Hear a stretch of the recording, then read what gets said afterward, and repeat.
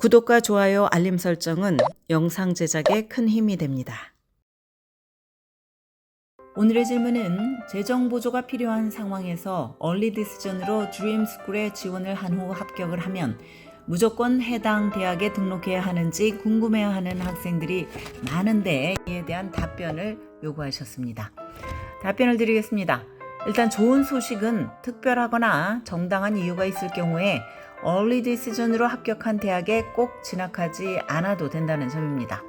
일반적으로 얼리 디시전은 바인딩입니다. 합격을 하면 그 대학에 등록을 해야 한다는 뜻입니다.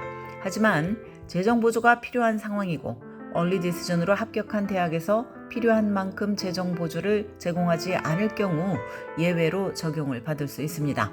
그러나 재정 보조 부족을 이유로 얼리 디시전 합격을 철회하기 전에 해당 대학 재정 보조 오피스와 논의하는 것이 바람직합니다.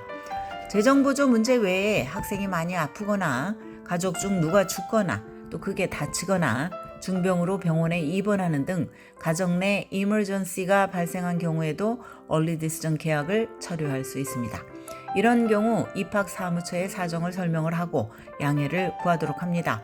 하지만 정당한 이유가 없는 상태에서 얼리 디시전 계약을 깨면 학생이 불이익을 당할 수도 있다는 점을 명심을 해야 합니다.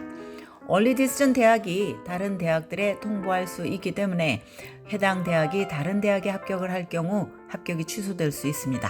따라서 가장 진학하고 싶은 대학에 얼리 디시전으로 지원하는 것이 현명합니다. 많은 한인 학생과 학부모들은 얼리 디시전 합격률이 레귤러 디시전보다 높다는 이유로 얼리 디시전을 선호하는데 반드시 준비된 학생이어야 얼리 디시전에서도 승산이 있습니다.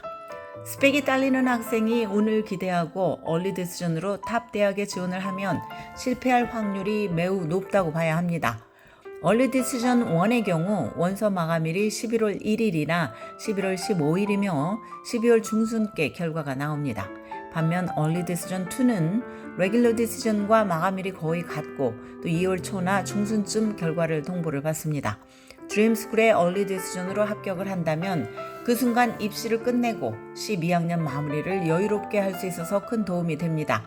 바로 이것이 얼리 디시전의 가장 큰 장점이라고 할 수 있습니다.